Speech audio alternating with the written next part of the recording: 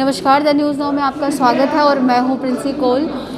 इस समय मैं जम्मू प्रोविंस के एनसी के ऑफिस में हूं और यहां पर अगर मैं बात करूं, आप देख रहे होंगे कि यहां पर कुछ लोग जो हैं कुर्सियों पर बैठे हैं। मैं बता दूं आपको, आफ्टर 14 मंथ्स ऑफ डिटेंशन के बाद डॉक्टर फारूक अब्दुल्ला जी और अमर अब्दुल्ला जी जो है आज अपने लोगों को यहाँ पर संबोधित करेंगे और काफ़ी तादाद में जो है लोग यहाँ पर आए हैं। आप देख सकते हैं किस तरीके से यहाँ पर लोग बैठे हैं और पूरा प्रोग्राम यहाँ पर है।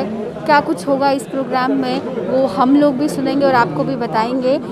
14 महीने की डिटेक्शन के बाद ये बहुत बड़ा प्रोग्राम जो है रखा गया है जम्मू में नेशनल कॉन्फ्रेंस के ऑफिस में, जहाँ पर अभी कुछ देर में ही यहाँ पर डॉक्टर फारूक अब्दुल्ला जी और अमर अब्दुल्ला जी जो है वो यहाँ पर आएंगे और अपने लोगों के साथ बातचीत करेंगे। अब हम भी सुनते हैं कि क्या कुछ कहना है उनका, क्योंकि काफ़ी समय से जो है जम्मू में ये मीटिंग नहीं हो पाई, तो आज वो संबोधित कर रहे हैं और क्या उनके मिसाइल है, क्या कुछ बातें वो रखेंगे वो हम सब जानेंगे। चलिए देखते हैं कि क्या कुछ कहना है उनका।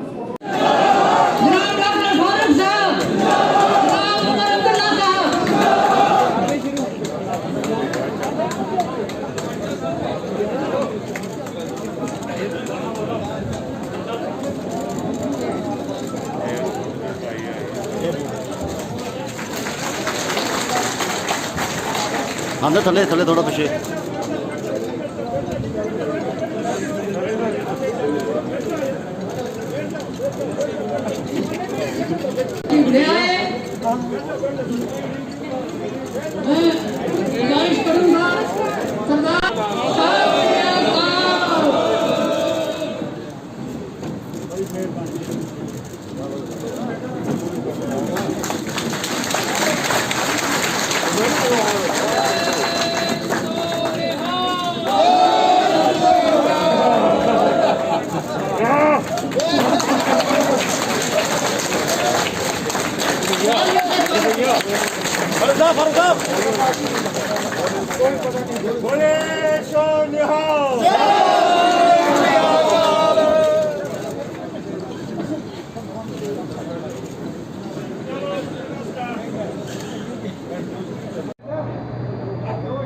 जम्मू कश्मीर नेशनल कॉन्फ्रेंस के सदर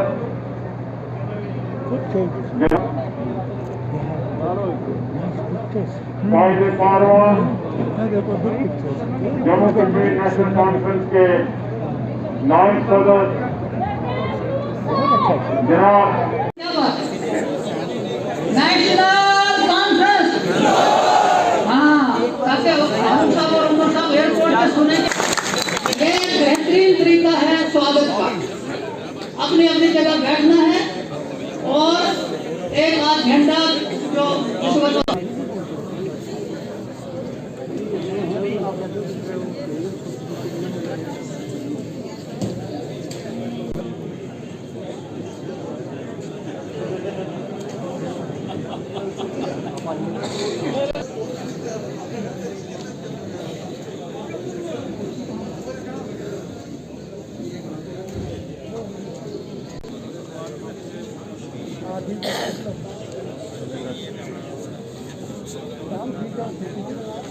हमारे ये सारे ही इज्जतदार हैं।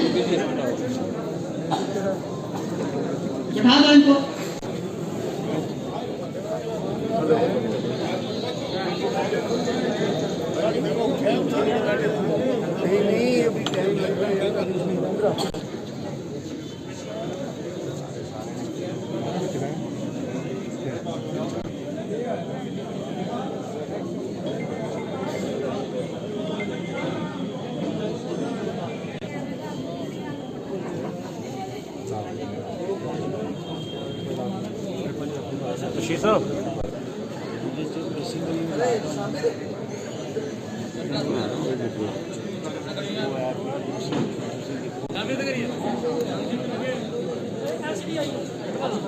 ऑडियो आ रहा।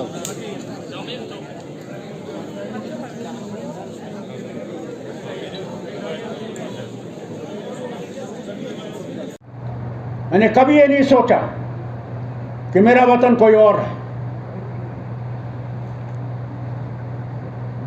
और जब मैं यहां नहीं था विलायत में था।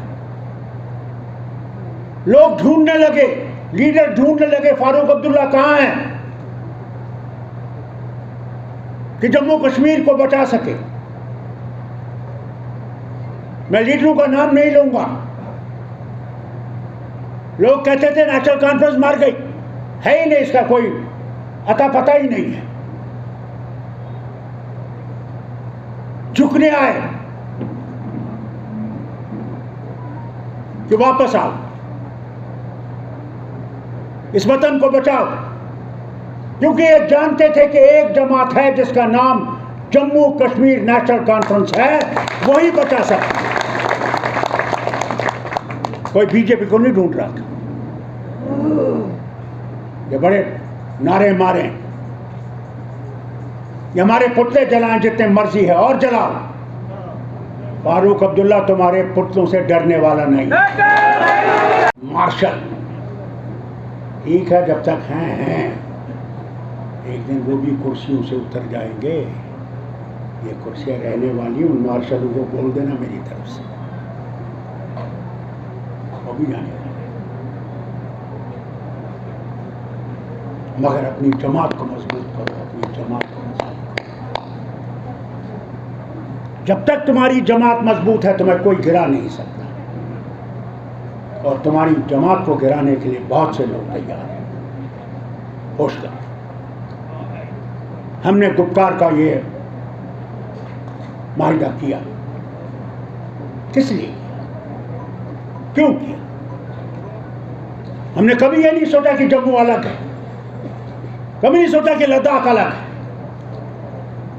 और उस वक्त हम किसी से बात नहीं कर सके, जल्दी कर लगे। आज आए हैं, सबसे मिल के चलना है। मुद्दे दो हैं, 370 को वापस करो, 35A को वापस करो, और जो तुमने ये कानून आए हैं इनको लखनपुर से बाहर निकालो। हमारी ये लड़ाई है, हमारी ये लड़ाई नहीं है कि हमने मुल्क को छोड़ना है, वो लड़ाई नहीं है। तो जो लोग फैलाते हैं ये एंटी नेशनल है, ये पाकिस्तानी है। अरे पाकिस्तानी तो तुम हो जो उनके बारे में ये कहते रहते हो, तुम ही तो हो जो उनको और उठा रहे। यही तो करते हैं और यही करते रहेंगे। हम कपड़े फाड़ के नहीं दिखाए, हमें कपड़े फाड़ने की जरूरत नहीं है। हम जो हैं थे। और मेरी दलील का जवाब दो। मैं डंडे नहीं उठाता, मैं पत्थर नहीं मारता, मैं किसी की मूर्ति नहीं जलाता। फारूक अब्दुल्ला और नेशनल कॉन्फ्रेंस हर धर्म की इज्जत करता है, हर धर्म की। कभी भी हमने ये नहीं सोचा ये हिंदू है, ये मुसलमान है, ये सिख है, ये ईसाई, ये बौद्ध है। पैदा करने वाला वो है सबको। किस तरह कोई नमाज पढ़ता, किस तरह कोई मंदिर जाता है, ये उसका काम। उसका जवाब उसने देना है जब उसके पास जाएगा। ये जो बड़े सूरमा बनते और कहते हैं ये हिंदुओं की पहचान है, जरा मुझे बताएं ना, दिवाली आने वाली है, आ रही है नहीं आ रही? तो पूजा किसकी करते हैं? लक्ष्मी ही नहीं, गणेश जी की। आप भूल गए कि गणेश जी की पूजा करते हैं, और गणेश जी की इसलिए पूजा करते हैं कि गणेश जी, उसकी बीवी, उसके जो बच्चे हुए, उनकी बीवियां, उनके जो बच्चे हुए उनकी बीवियां अगर मिलके देखें तो वो क्या कहती हैं?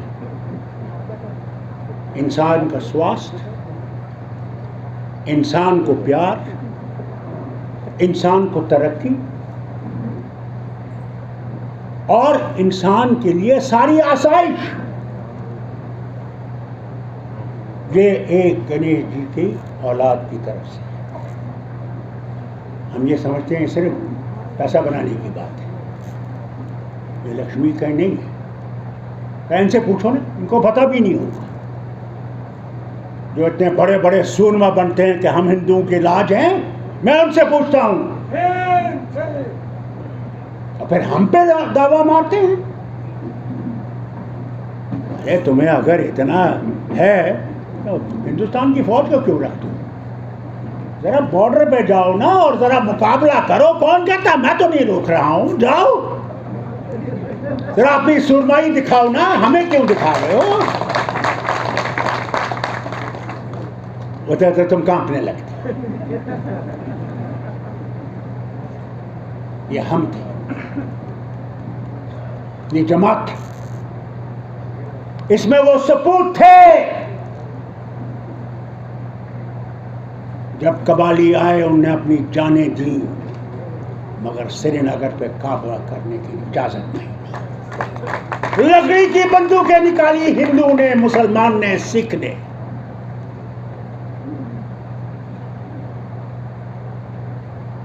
आज ये बड़े हिंदुस्तानी बड़े फिरते हैं और हमें कहते हैं हम इंटरनेशनल हैं। अरे मियाँ जी ये बताओ, जब जनीवा में फारूक अब्दुल्ला हिंदुस्तान के लिए लड़ रहे थे उस वक्त तुम कहां थे? तुम्हारा लीडर मेरे साथ था, अटल बिहारी वाजपेयी।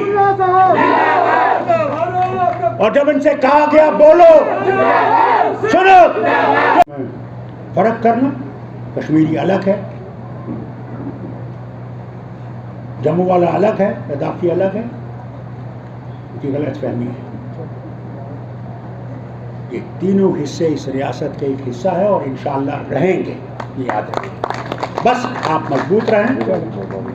दिवाली आ रही है। हाँ, मैंने कहा पहले गणेश जी की पूजा जरा जोर से करना तो कुछ हो जाएगा आप लोगों का और हमारा भला होगा।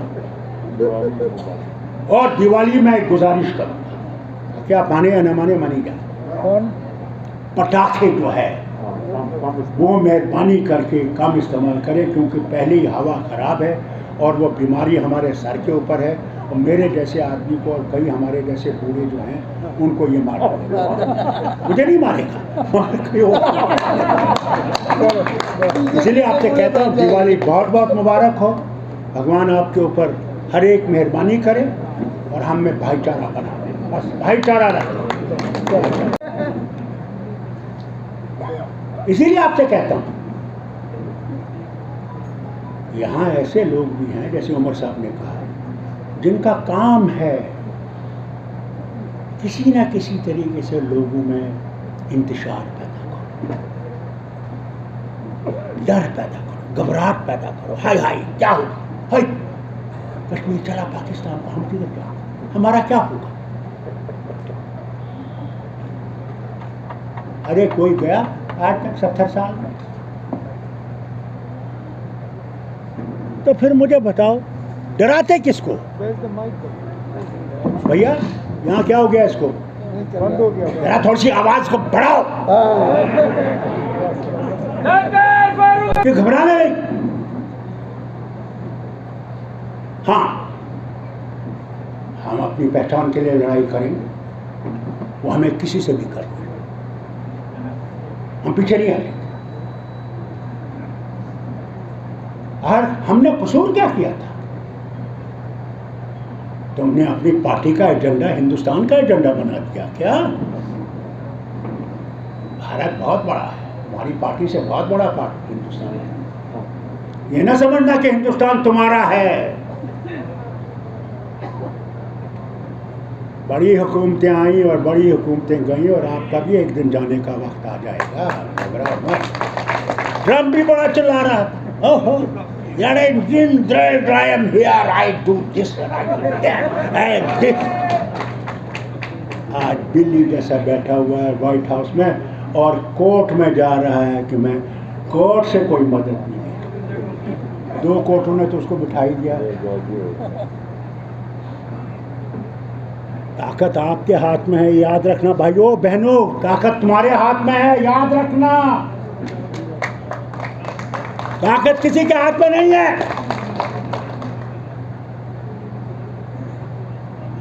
और कभी इस बात में नहीं जाना कि तुम पाकिस्तानी हो।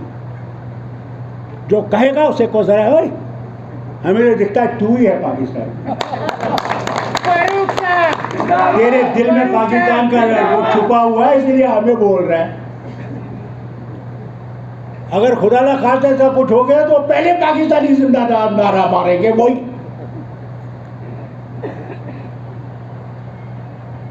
इसलिए हिम्मत आपको रखो। मुझे खुशी है कि इतने महीनों के बाद मुझे मौका मिला, मुझे उसने मौका दिया, और बहुत पवित्र दिनों में मैं आ सका। मैं उनके लिए भी दुआ करता हूं जो कोरोना वायरस से गुजर गए, जवान भी गुजरे, बूढ़े भी गुजरे। ये बीमारी बहुत सख्त, बहुत सख्त, हालत बहुत खराब था। मैं तो इस हुकूमत से पूछता हूं, जब मैंने पार्लियामेंट में इनसे पूछा, मैंने कहा तुम्हारे अस्पताल में ऑक्सीजन नहीं है और बड़े तरले मारते हो कि हमने तो बड़ा ये कर दिया। तुम्हारे अस्पताल में वेंटिलेटर्स बैठ गए हैं, 30 वेंटिलेटर काम ही नहीं कर, और फिर कहते हो हम बड़ी तरक्की कर, 370 के बड़ा तरक्की कर रहे हैं। यहाँ तरक्की होगी जब यहाँ की हुकूमत होगी, यहाँ के लोगों की हुकूमत होगी और अपने हुकूक में हुकूमत होगी, तब तरक्की। तुम्हारे खेत तैयार होंगे मगर नहीं चाहता होगा तुम्हारे घर आए, ऐसे ओले बरसाएगा कि तुम्हारी सारी चीज खत्म कर देगा। वो है ताकतवर, उसके सिवा कोई ताकतवर नहीं। इसलिए आपसे कहता हूं आपस में भाईचारा रखो। ये भाईचारे को मिटाना चाहते हैं। ये मुसलमान को जिस तरह अंग्रेजों ने किया, एक अखाड़े में मुसलमान को रखा, एक में हिंदू को, एक में सिख को, एक में ईसाई को। ये हमें तोड़ मोड़ करके जिंदा रहना चाहते हैं, होशियार रहना। ये मुल्क जो है मद्रासी कहाँ है? उसने कभी 30 डिग्री से नीचे टेम्परेचर नहीं देखा।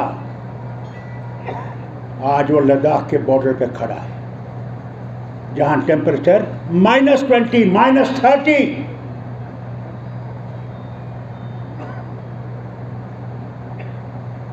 क्या है मेरे में और कश्मीरी में और उसमें क्या है?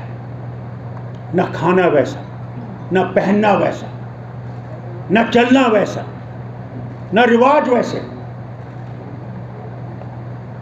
मराठी को देखो, बंगाली को देखो, न जबान हमारे से मिलती। डोगरी कहाँ, कश्मीरी कहाँ, शीनो कहाँ, तमिल कहाँ, कन्नड़ा कहाँ,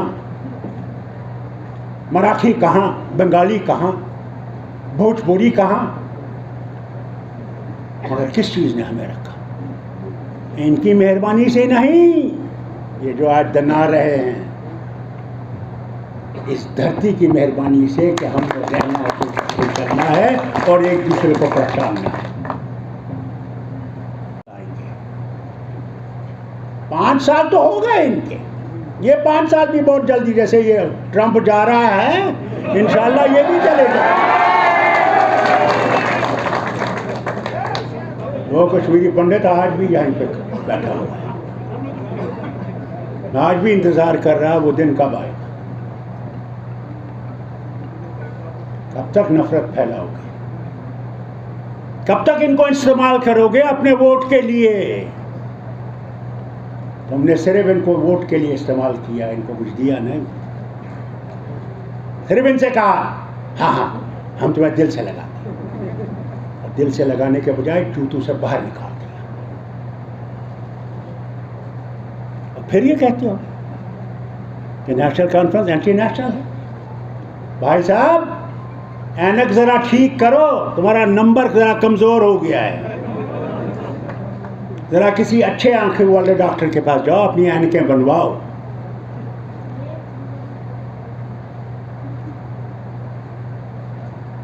हम उनमें से नहीं हैं जिनको तुमने सर खरीद बना रखा है और उनके पकड़े कपड़े फैलवाते हो कि देखो जी ये हिंदुस्तानी दिखा रहा है। अगर कपड़े फाड़ने से और पैसे देने से वो फाड़ रहा है तो जितनी मर्जी फटवाओ और वो नए कपड़े बना लेंगे तुम्हारे पैसे से।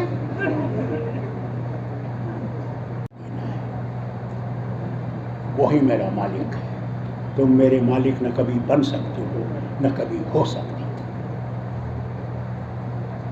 डरा? कितना डरा? अरे जान ही तो ले सकते हो, और क्या है, वो भी तुम्हारे हाथ में, वो भी वही लेगा जब उसको लेगी। 85 साल की उम्र का होने वाला, अभी भी जवान। ईमानदारी से कहता हूँ, मेरी जैसे आवाज़ किसी और से निकल नहीं सकेगी। वो तो तैयार है उधर जाने के लिए, मरघट के लिए। मैंने कहा उधर नहीं, मैंने इधर ही रहना है। जब तक मैंने इस रियासत के लोगों को अपना हक नहीं दिला दूंगा तब तक फारूक अब्दुल्ला सोने वाला नहीं है, नहीं सोने। मुझे अल्लाह ने सर्टिफिकेट दी है कि छाती निकाल के और हंसो इनके ऊपर। जब ये गाली मारते हो हंसो, यहाँ से गाली मारने की जरूरत नहीं। वो कमजोर गाली देता है, बहादुर गाली नहीं देता। बहादुर लठ नहीं उठाता, बहादुर उसको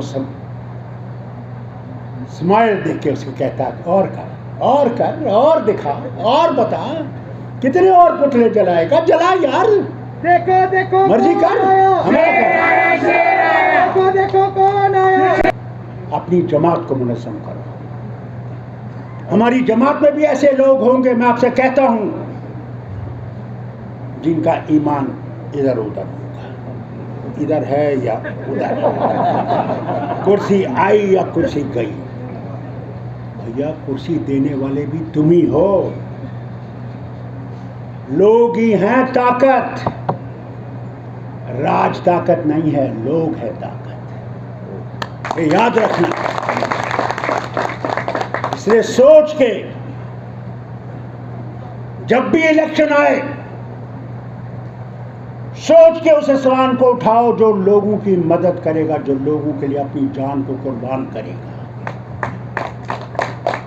जो अपने नहीं करेगा बल्कि ये सोच के करेगा कि मैंने आया हूं तो मुझे उसके लिए करना है, जिसने मुझे वो पर्ची दी है, और जिसने नहीं दी है उसके लिए भी मुझे काम करना है, क्योंकि जवाब उसके पास। नौकरियां तुम्हारी, सारा कुछ तुम्हारा। जरा बाहर निकलो ना, जरा फारूक अब्दुल्ला के सामने बोलो ना, कोई नहीं बोला। एक फारूक अब्दुल्ला था जिसने बोला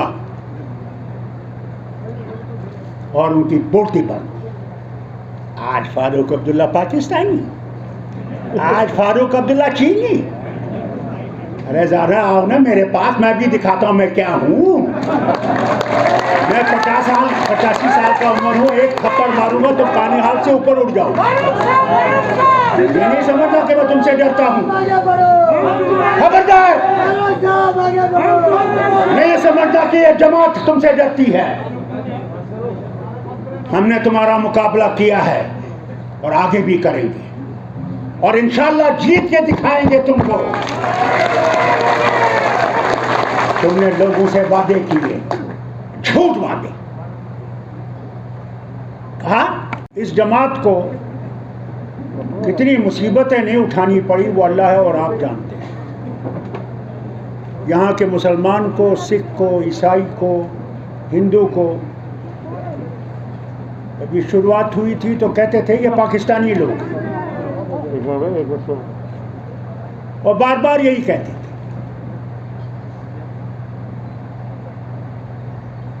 अगर जम्मू कश्मीर को पाकिस्तान में जाना होता तो वो 47 में चला गया होता, कोई रोक नहीं सकता था।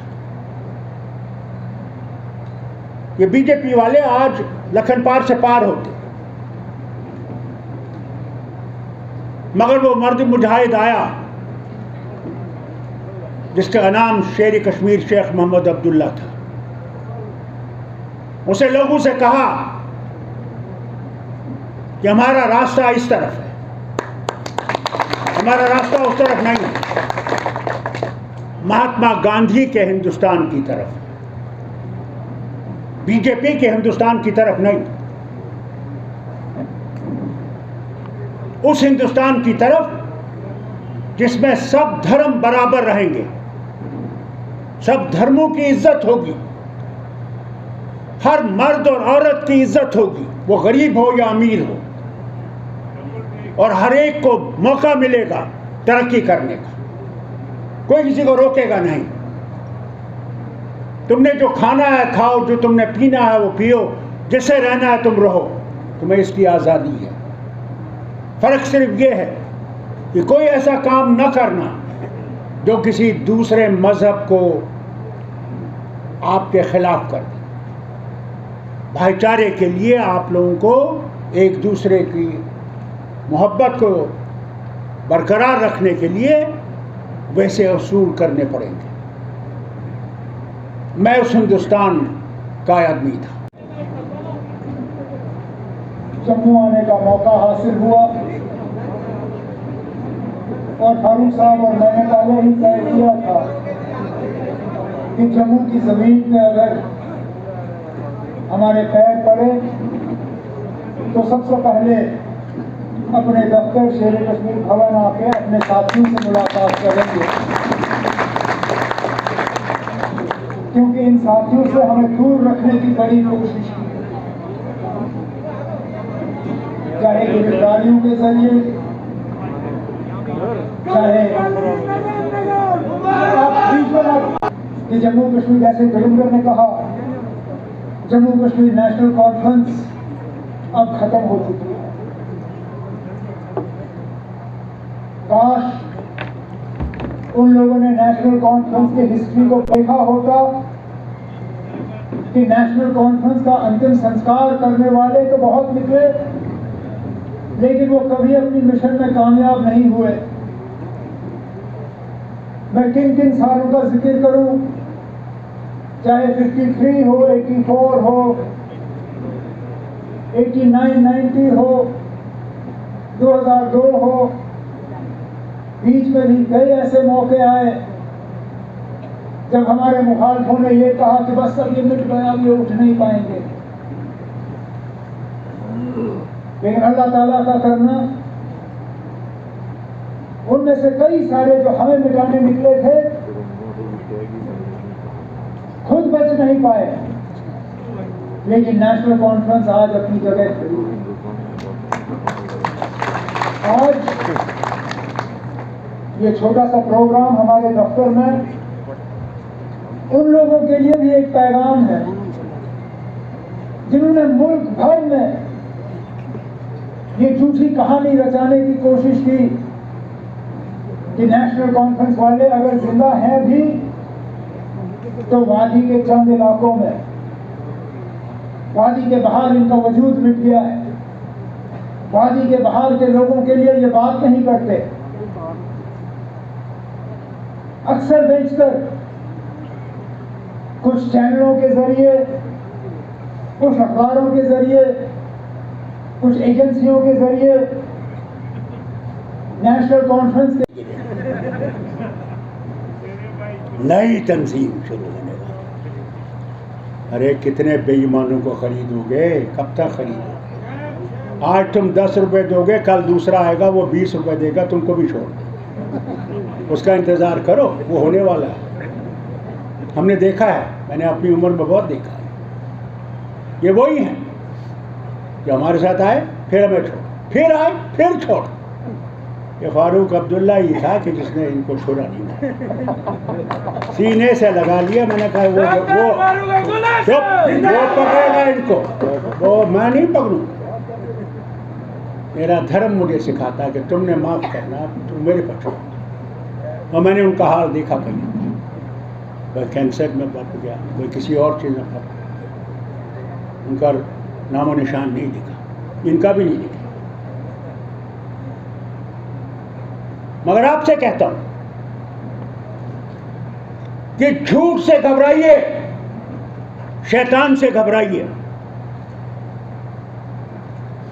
वो झूठी बातें लेकर आता है गांव में आपको भड़काने के लिए। आए नहीं थे? बिल नंबर 9, आहा, अब पाकिस्तानी इधर से आएंगे, आपके जमीनों पे कब्जा कर लेंगे और आपको घर से निकालेंगे। था या नहीं? जरा मुझे दिखाना कौन पाकिस्तानी आया और कौन सी जमीन पे कब्जा किया और कहां है? जरा मुझे दिखाओ। कितने झूठ बोलोगे इस गरीब कौम जो तुम्हारी बातों पे वर्गला जाते हैं, जो बिल्कुल फिसल जाते हैं। तो फिर किसको ये झूठी कहानियां? बड़ा जी इंडस्ट्रियल इन्वेस्टमेंट समिट होगा, डेट भी तय किए गए। उस वक्त के गवर्नर साहब ने बहुत जोरों शोर से कहा अब लाखों करोड़ आएंगे। कहां गए वो लाखों करोड़?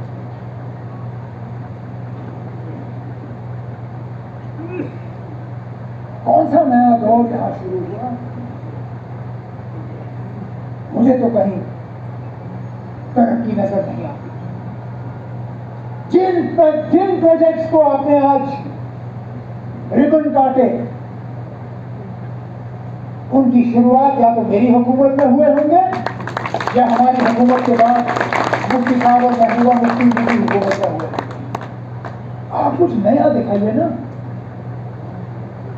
1 साल 3 महीने बहुत होते हैं। पूछिए गुलाम नबी आजाद साहब से, जिन्होंने एक 1.5 साल में बड़ी बड़ी बिल्डिंगें खड़ी की, चाहे वो म्यूजियम हो, चाहे हज हाउस हो, चाहे और जम्मू में भी काफी सारी चीजें बनी।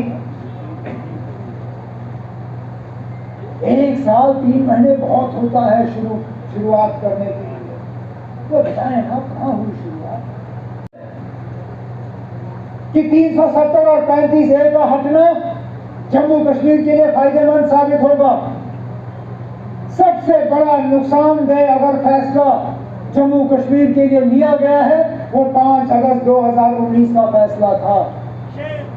आज हम अपनी जमीनों पे भी सही तरीके से सलामत नहीं है। और हम बार बार उस वक्त कहते थे कि जम्मू के लोगों होशियार रहो, कश्मीर तक पहुंचने के लिए जम्मू से गुजरना पड़ता है। कश्मीर की जमीनें जब वो खरीदने आएंगे तो आएंगे, लेकिन उससे पहले वो जम्मू की जमीनें खरीदते हुए यहां से निकल जाएंगे। और ये हकीकत है, ये सच्चाई है। तभी तो ये बीजेपी वाले अपने फोन बंद करके बैठे रखते हैं, क्योंकि इनके पास जवाब नहीं। जब ये कहते थे कि हमें वजीर आजम साहब ने यकीन दिलाया है कि हमारी जमीनों को कोई खतरा नहीं, हमारे रोजगार को कोई खतरा नहीं, हमारे बच्चों के स्कॉलरशिप को कोई खतरा नहीं, तो शायद दिल्ली से उन्होंने गलत खबर सुन के यहाँ आपके सामने पेश की। कहते हैं कि किसानों की जमीन जो है उसको कुछ नहीं होगा, लेकिन उसमें भी सच्चाई नहीं। साफ तौर पर उस ऑर्डर में लिखा है कि एक मामूली से सरकारी ऑर्डर और दस्तखत के तहत एग्रीकल्चरल जमीन को नॉन एग्रीकल्चरल जमीन में तब्दील करके बेचा जा सकता है। जिक्र पाकिस्तान के आईन में नहीं हुआ था। 370 का जिक्र अगर हुआ था तो हिंदुस्तान के आईन में हुआ था। तो 370 की बात करना पाकिस्तान की बात कहां से हुई? 35A का जिक्र किसी और मुल्क के आईन में नहीं था, इस मुल्क के आईन में। तो 35A का जिक्र करना मुल्क के खिलाफ बात करना कैसे हुआ? अरे ये तो बुनियाद थी जम्मू कश्मीर की हिंदुस्तान के साथ मिलने की। अगर ये बुनियाद नहीं डाली गई होती, ये ढांचा बनता ही नहीं। लेकिन यहाँ खासकर जम्मू के लोगों को डराने के लिए कि तुम लोग अगर 370 की बात करोगे तो हम सीधा आपको एंटी नेशनल करार देंगे। लोग तभी अल्फाजों में कहते हैं हम आपके साथ हैं, लेकिन बाहर आके कर नहीं सकते। बहुत से ऐसे दोस्त हैं जो वक्तन फवक्तन मैसेज और फोन करते हैं और कहते हैं अब हम जम्मू के हैं, हम आपके साथ हैं, हम नहीं चाहते हैं कि 370 या 35 से हटे, हम नहीं चाहते हैं कि रियासत का बंटवारा हो, हम नहीं चाहते हैं कि यहाँ यूनियन टेरिटरी हो। लेकिन हम शायद खुलेआम आज के दिन में इस बात का जिक्र कर नहीं सकते। कोई बात नहीं, हम हैं आपकी बात करने के लिए। कोई आपसे नहीं कहता कि आप सड़कों पर उतर के निकल के अपनी बात करिए। आपने तभी अल्फाजों में ही अपनी बात हम तक पहुंचा दी, उतना हमारे लिए काफ़ी है। बाकी हम आपकी आवाज़ लेके आगे निकल जाएंगे, क्योंकि ये जो लड़ाई हम लड़ रहे हैं ये किसी एक इलाके की लड़ाई नहीं है, किसी एक मजहब की लड़ाई नहीं है, किसी एक फिरके की लड़ाई नहीं है और किसी एक खानदान की लड़ाई नहीं है। जिस चीज़ को हम हासिल करने की कोशिश कर रहे हैं, जिस चीज़ को हम बचाने की कोशिश कर रहे हैं, वो हमारा वजूद है, हमारी पहचान है, हमारा मुस्तकबिल है। ये ना बचा तो कुछ नहीं बचेगा।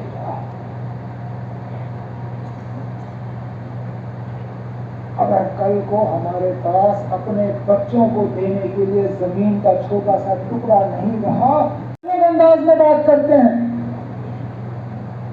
हरियाणा की हुकूमत ने कल ही कहा कि 75% नौकरियां हरियाणा के लोगों के लिए रखी जाएंगी। अरे वाह, आपके लिए वहां एक कानून, और जब हम अपनी नौकरियां अपने लिए बचा के रखते थे, आप कहते थे तुम लोग देशद्रोही हो, तुम लोगों को अलग निजाम चाहिए, हम ये निजाम होने नहीं देंगे, एक मुल्क में अलग अलग सिस्टम हो नहीं सकते। अरे भाई, अगर हो नहीं सकते तो फिर ठीक है। मेरे जम्मू के रहने वाले हरियाणा जाके बिना किसी रुकावट के वहां जमीन खरीदे, नौकरियां ले, नदी बेचे, वो आप होने नहीं दोगे। हिमाचल में आप हमें जमीन खरीदने नहीं दोगे, नौकरी तो दूर की बात।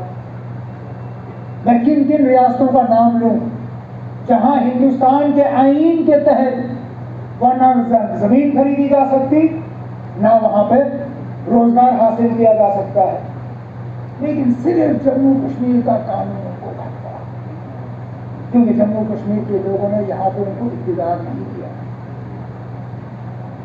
यहाँ के लोगों से बदला लिया गया, क्योंकि 2014 में यहाँ के लोगों ने मिशन 45 उनका कामयाब नहीं किया।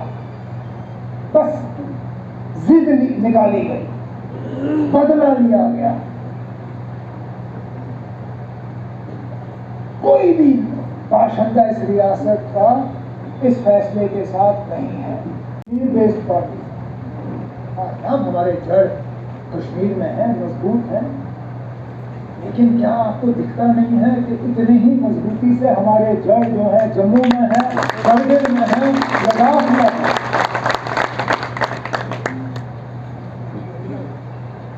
नेशनल कॉन्फ्रेंस ने कभी इलाकाई सियासत नहीं की है। हमने कभी एक इलाके को दूसरे इलाके से लड़वाने की कोशिश नहीं की। हमने कभी मजहबी सियासत नहीं की। हमने कभी एक मजहब को दूसरे मजहब से लड़ाने की कोशिश नहीं की। हमने कभी बराबरी की सियासत नहीं की, जात की सियासत नहीं की। हमने कभी किसी एक जात को दूसरी जात से लड़वाने की कोशिश नहीं की। इसी को लेकर चलते हैं। शेर कश्मीर का क्या इरशाद, हिंदू मुस्लिम सिर्फ त्योहार।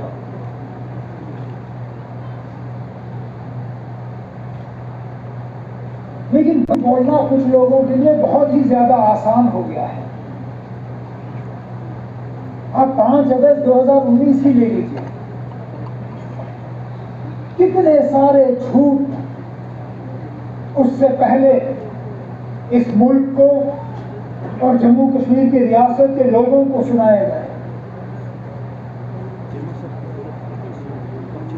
यहाँ तरक्की नहीं है, यहाँ रोजगार नहीं है, यहाँ गुर्बत है, यहाँ लोग खाका कशी से मारे जा रहे हैं, तरह तरह के यहाँ पे इलाही पसंद लोग ज्यादा हैं।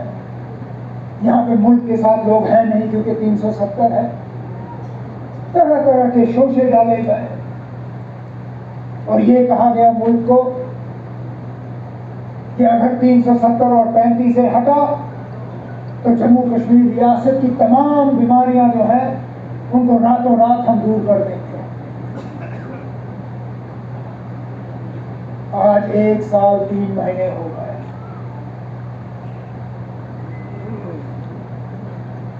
कौन सी बीमारी का इलाज हमारे सामने है?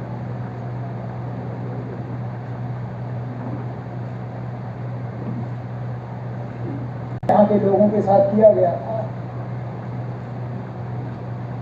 आप तो कह रहे थे कि जम्मू कश्मीर में जो अलायदी पसंद लोग हैं वो भी इस फैसले के साथ पूरी तरह से फिर हिंदुस्तान के साथ घुल मिल जाएंगे।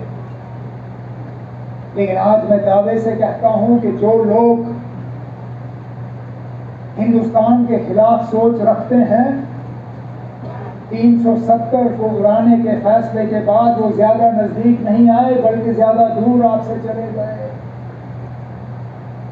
जिस नौजवान को हम अपने तरफ खींच के ला रहे थे 2011 में, 12 में, 13 में, 14 में, जिसकी बदौलत सबसे कम आतंकवाद जम्मू कश्मीर में उन सालों में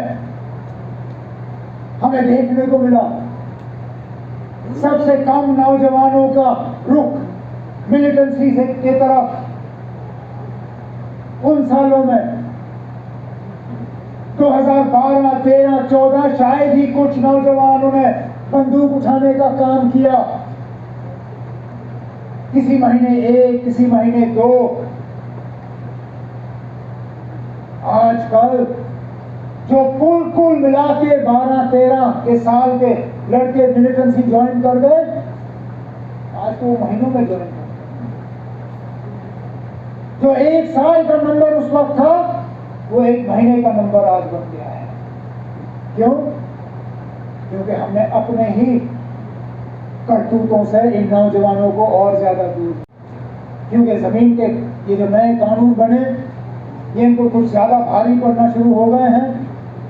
तो कहा कि अब फैक्ट्रियां लगेंगी। आप गवर्नर साहब अगर फुर्सत हो तो कभी गाड़ी में बैठ के यहां से कठुआ जाइए, बड़ी ब्राह्मणा में रुकिए, कीजिए मुआयना वहां पे। अगर आपको फैक्ट्रियां नजर नहीं आई तो मेरा नाम बदल दीजिए। बड़ी ब्राह्मणा से निकल के जरा सांबा के और जाइए। फुर्सत हो तो उस वक्त के इंडस्ट्रीज मिनिस्टर को अपने साथ बुलाइए, सलाखिया साहब को, और उनसे जरा पूछिए कि क्या ये फैक्ट्रियां 370 हटने से पहले लगी या 370 हटने के बाद लगी। जो industrial growth centre phase 1, phase 2, phase 3 जिसकी बदौलत वहां बड़े बड़े कारखाने लगे, उनको 370 हटने की जरूरत नहीं पड़ी। और अगर फुर्सत हो तो वहां से थोड़ा आगे कठुआ तक जाइए, चिनाब टेक्सटाइल के प्लांट में जाके जरा मुआयना करिए कितने लोग वहां पे रोजगार हासिल करते हैं।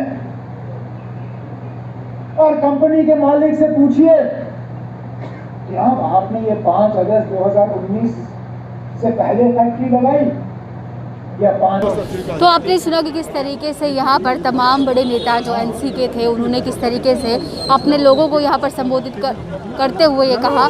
और बिल्कुल इस भवन के अंदर नेशनल कॉन्फ्रेंस का जो भवन है 14 मंथ्स की डिटेक्शन के बाद जो है यहाँ पर आकर लोगों से कहा कि और स्पष्ट रूप में ये बात कह दी कि 370 जो दफ़ा है जब तक जम्मू कश्मीर को वापस नहीं मिल जाती तब तक वो ये लड़ाई जो है ऐसे ही लड़ते रहेंगे। तो आपने सुना कि किस तरीके से उन्होंने सब जो चीज़ें हैं वो साफ तौर पर कह दी। तो ऐसे ही तमाम खबरों के लिए जुड़े रहिए द न्यूज़ नाउ के साथ। धन्यवाद।